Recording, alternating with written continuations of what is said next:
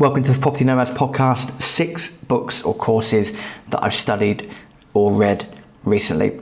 You'll see on our Instagram page where we do most of our social mediaing, you see that we do a little mini book review once a week. There's been a plethora of content there. If you're looking at this on a video, you'll see a lot of books behind me as well, a nice big bookshelf we've got here now in the new office. And you can see there's a big variety there as well. So you've got some economics, you've got some history, you've got some generic ideological books there as well, and a lot of seminal books, your Rich Dad, Poor Dad, etc., etc. I would say on Instagram you will find that we do a book review once a week. I do go check it out. We're not writing War and Peace, we're just doing a very quick synopsis of how the book can help you, how it's helped us. So hopefully you enjoy that. TPM podcast, go and check us out on Instagram.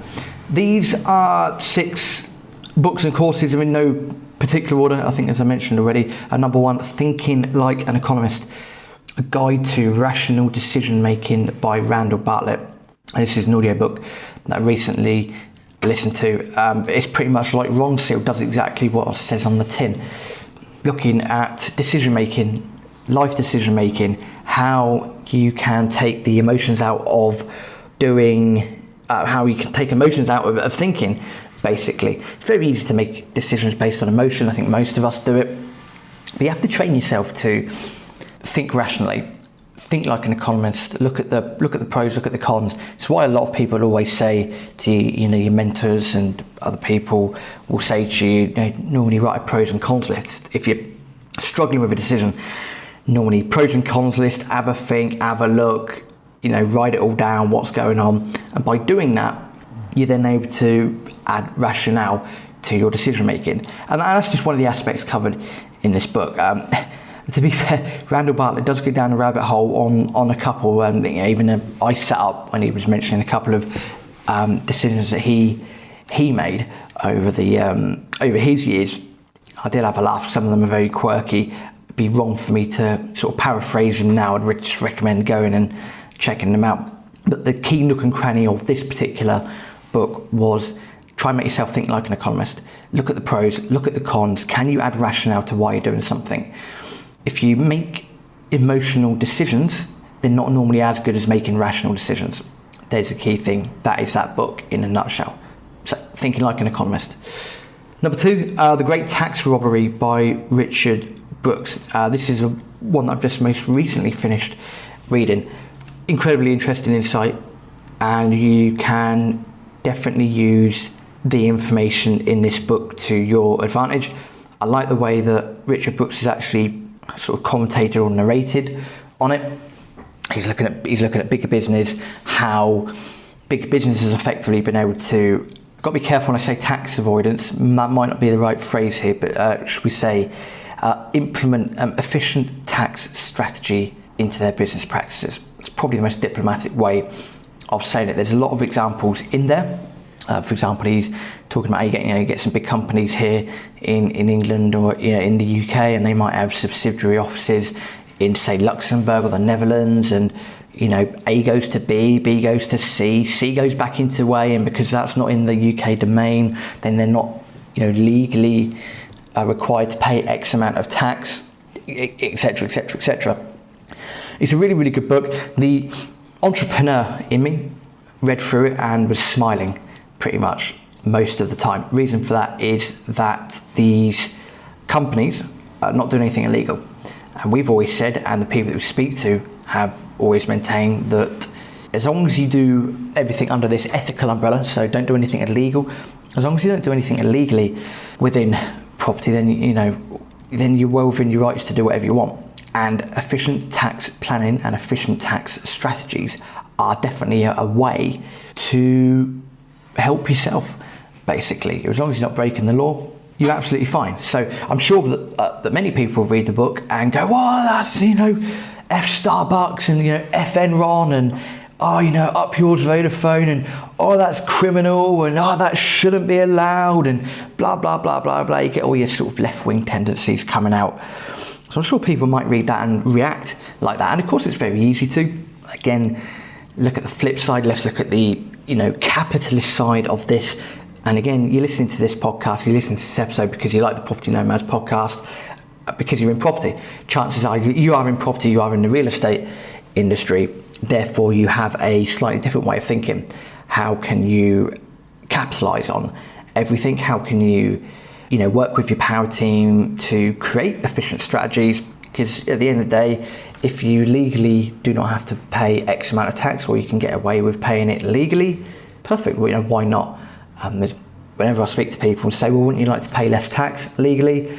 Apart from a couple of people that said no, most people say yes. Well, there you are then. You want to pay less tax, here's how you can do it. And it is what it is. It's just part of the system. It's part of that, not rat race, it's not the right phrase, but you get the point. So I would recommend it. The Great Tax Robbery by Richard Brooks. Really, really good book. Fascinating. You'll read it through two sets of lenses, basically. Number 3, and the doom and gloom now.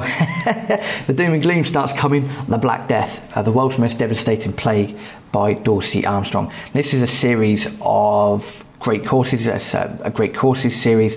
So I found this on Audible. Again, being a bit of a history person myself, I can't claim to know a lot about the Black Death, but I do now. If you thought COVID was bad, I don't know if I'm allowed to even say that word. I might get censored. Sorry, YouTube. I love totalitarianism in play. If you thought the current pandemic was bad, holy Moses, Black Death is much worse.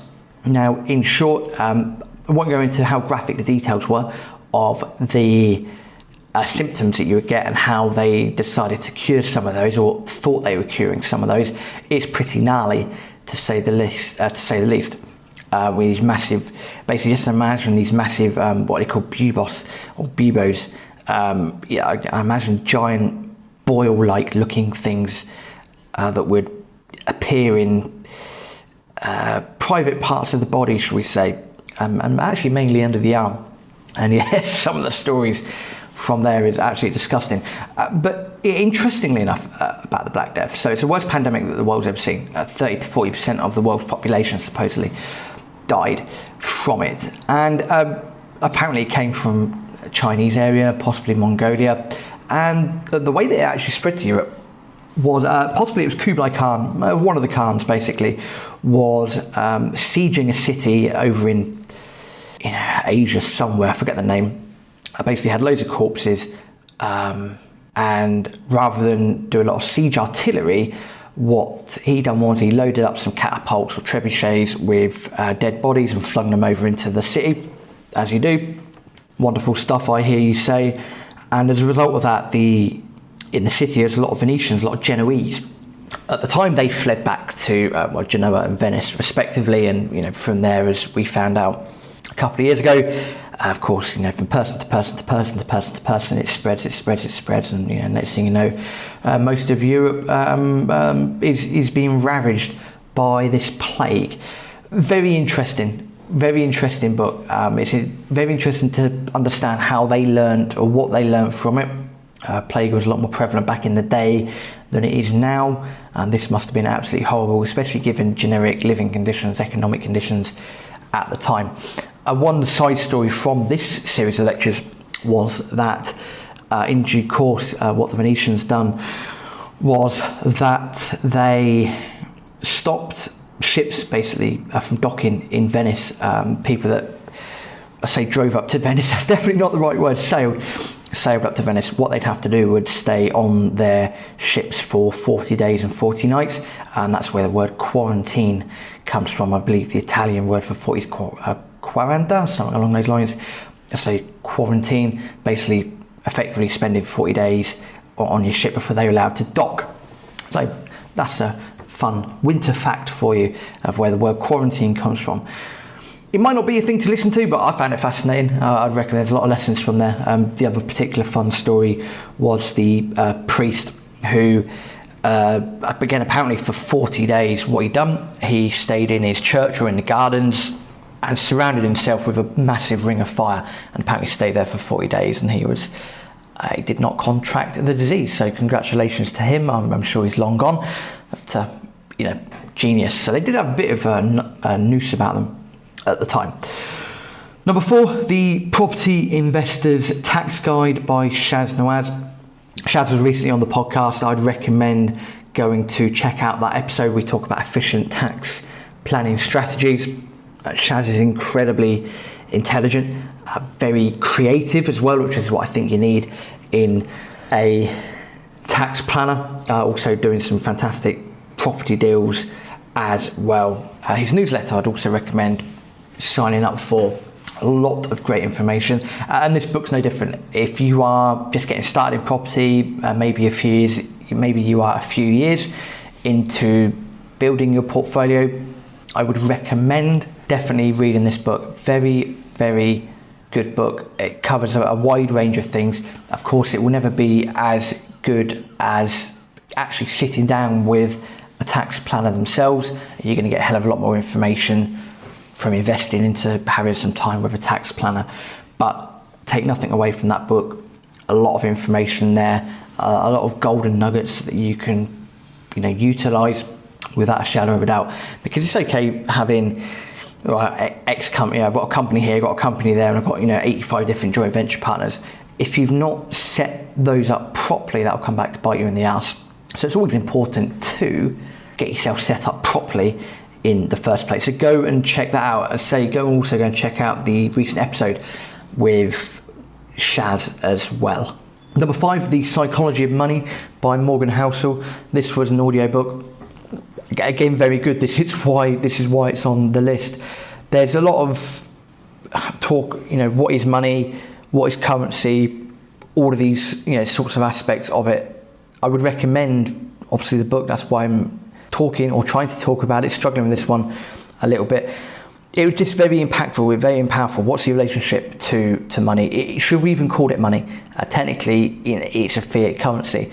Money has a lot of certain characteristics that have to exist for something to be able to be called money.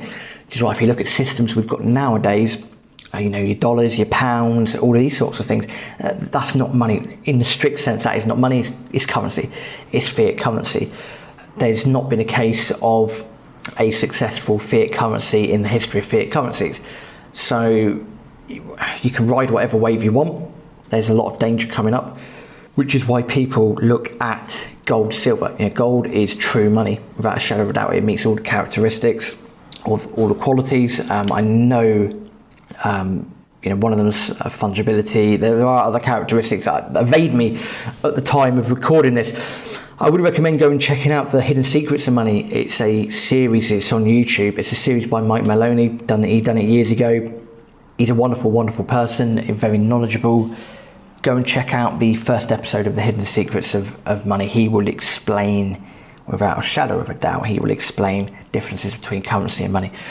But Psychology of Money by Morgan Housel, very, very good. How do you treat your money? How to respect money? How to love money? Common phrase that you hear is, money is the root of all, money is the root of all evil. Well, that's not necessarily the case. That may be because that person's had a bad relationship with money. If you've got a good relationship with money and you've got an understanding of money, you've got how do you treat it? Do you treat it with respect? Are you scrumpling up your notes and putting them in your wallet? Are you placing them nicely? Are you treating what you've got with respect? Because if you can get that psychology in your head, if you treat it well, you're then going to respect it well. And if you respect it well, chances are you're going to make better decisions. Decisions that are going to benefit you, your family, and so forth. Learn how to love money. Our mentor will say, loves saying that, being critical of people who say, money doesn't bring you happiness. It fucking does. Absolutely, it gives you the choice. It's good to have those choices. You might not necessarily want a ridiculous amount of choices, because that can be detrimentally work against you. However, having excess cash in your bank is always fantastic. A prime example, or not a prime example, but an example nonetheless. I like a good smoky whiskey, and recently, from various deals that we've done and enhanced cash flow, found myself with a bit of spare cash, so ended up getting a nice bottle of whiskey as a treat. Now, I wouldn't always go out and buy a good bottle of whiskey as a treat, but it was there. I knew that I'm not going to call it an investment in that bottle of whiskey, but for me, I know there's a reward associated with that. I normally get something like that up, as a reward for something that's happened. within the business, whether we've reached a certain download target for the podcast or we've got a certain number of properties in the portfolio, psychologically, I got my head around it, ended up buying a bottle of whiskey. Now, old me, I wouldn't have bought that whiskey at all. I would have, gone into analysis paralysis about it. What's the best way to use this X amount of pounds? Anyway, but I would recommend that book. It's a short book, in all fairness, 5-6 hours long, but The Psychology of Money. Get your head around it as well. Also go and check out The Hidden Secrets of Money by Mike Maloney on YouTube too. And number 6, last but not least, Rich Dad's Increase Your Financial IQ by Robert Kiyosaki. I've read this before, I had to go back and read it. And the reason I had to go back and read it is that I personally felt that I was a bit out of touch with entrepreneurial thinking. Reason for that is that once you get used to something or you take your eye off the ball, it's very easy for some information to slip out of your system, and that's what I felt would happen to me over the last 18 months, 2 years. So I went back and read this, and I love this book, Increase Your Financial IQ. Well, how do we do that? Well, what we need to do is, a lot of people around the world will be going to work, doing their job, coming back, paying off their expenses, not investing in any assets at all, and you rinse and repeat the cycle. Now, with fiat currencies, as the purchasing power of your pound or your dollar goes down, as it is pretty much day in, day out, all you've got to do is look at the data since, the 20th century. You'll see the purchasing power has just gone down considerably. It's really not good. It's quite scary, actually, hence the long pause there. It's quite scary thinking about it, let alone saying it. So not to put fear into you, but go and look at that information as well. So what you need to do, you need to break the cycle. Similar to Rich Dad Poor Dad, you need to break that cycle. You need to be investing in assets. You need to take some of your income, and you need to pay yourself first. Don't worry about paying everyone else first and then you live on what you've got left. You've got to pay yourself first and then start building that pot. And if I look on my desk at the moment, the road to wealth, and this is from The Richest Man in Babylon, the road to wealth, number 1, start thy purse to fattening. Look after yourself first. 5 laws of gold. Rule number 1, gold cometh gladly and increasing quantity to any man who will, I don't know if I can say man nowadays, but fuck it, it is what it is.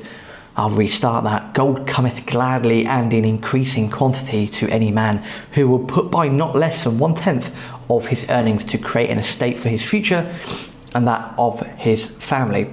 That's the first law of gold, and the road to wealth, start thy purse to fattening. So you've got to look after yourself first. Now, you might think, well, yeah, that's fine, that's okay, you say that, Rob, but trust me, it's difficult. It can be difficult, but you've got to get into that mentality. Pay yourself first. If you've got a bit of credit card debt or debt here and debt there, have a chat with them. Try and rework it out where you can. Pay yourself first. If you earn £2,000 a month, save £200 for yourself. Now, when you save £200 for yourself, what do you do with that? Well, that's up to you. That's where you've got to get that financial education. That's the point of this book. This is why this book is on here. It's crucial. What is an asset? Asset is something that's going to pretty much give you cash flow per month, or a store of money. So what is an asset? Well, maybe cryptocurrency might be considered as an asset. Maybe gold and silver are considered as assets. I say real estate because he refers to it as real estate in the book. Property. You might be thinking, well, Rob, there's not a lot I can do with £200. I get that. However, mentally, you've got to push yourself to do that. So pay yourself first. Even if it's 1% of what you earn, pay yourself first. Get into that habit. Pay yourself first, pay yourself first, pay yourself first. And then you've got to look at generating your assets. Look at generating your assets. Look at leveraging debt. There's good debt, there's bad debt, there's toxic debt. Look at leveraging that debt. Don't be scared of debt. Because at the end of the day, if you utilize debt wisely, then the chances are you're going to have that's going to have a positive impact on you in the future, because inflation will erode away the debt over time. That's what inflation does. That's what it has done for hundreds and hundreds of years, thousands of years, to an extent. So that's the key thing from this book. To be fair, any book in the Rich Dad series is very, very good. A lot of people will say Rich Dad Poor Dad. Don't blame them. That is a cracking book. But what I would say for this episode, Increase Your Financial IQ by Robert Kiyosaki. increase your wealth, increase your time efficiency, change your environment, change the people around you, change that mental environment around you, get better at what you're doing. And if you're stuck in that rat race, get yourself out of that rat race. Make a start. It can be challenging, it can be difficult. We've all been there and done that. Aaron and myself are the same. The first few properties are challenging. It does get easier after a while, which is great, because we know that the long-term benefit of what we're doing now is going to be paramount, and it's the same for yourself. So in a nutshell, they're the 6, I say in a nutshell, it's been about 20 minutes, they are the 6 books, courses that I've studied and read recently. So just go over them again. Number 1, Thinking Like an Economist, A Guide to Rational Decision Making by Randall Bartlett. In effect, good for decision making, personal decision making, business decision making, life decision making, how to think more rationally, not emotionally. Number 2, The Great Tax Robbery by Richard Brooks. Interesting insight. You can definitely use it to your advantage. You're probably going to look at it through one of 2 lenses. If you're looking at it through the quite literally the right lens, you'll appreciate the craftiness of the things that he mentions in the book. Number 3, The Black Death, The World's Most Devastating Plague by Dorsey Armstrong, a series of lectures on the great courses. If you thought the current pandemic was bad, holy shit, it's nothing compared to what went on about 670 years ago. Number 4, The Property Investor's Tax Guide by Shaz Nawaz. Shaz was recently on the podcast. Go and check that episode out, talking about efficient tax planning and tax strategies. There's a plethora of information in the book. Anything from structures, CGT. Enjoy reading the book, but also it will never be as good as a replacement for actually speaking to a tax advisor, sitting down with them. Number 5, The Psychology of Money by Morgan Housel. Get your head right with money. What is money? What is currency? It's important to know the difference. How do you treat your cash? How to respect it, how to love it, learn from it, learn with it as well. Go and check that one out. And then finally, Rich Dad's Increase Your Financial IQ by Robert Kiyosaki. Again, increasing your wealth, time efficiency, how to change your environment, how to change the people around you, how to look to slowly get out of that rat race. There's some really good diagrams in there as well if you're a visual learner. So there's a lot to learn from that book. Hopefully that helps. Go and check out the Property Nomads Podcast on Instagram. We do book reviews each week, very quick synopsis. Not a synopsis, but a very quick review of how it's helped us and vice versa. So I do recommend going and checking it out. As also, hopefully you found this podcast useful. We're looking forward to next year and cracking on with some great content as well. If there's anything in particular you want to hear on the show, or you want to leave your feedback, email rob@tpmpodcast.com. But until then, just share the podcast with other people. Please do subscribe if you haven't already subscribed. Leave us a 5-star review on iTunes as well, highly appreciated. And hasta luego.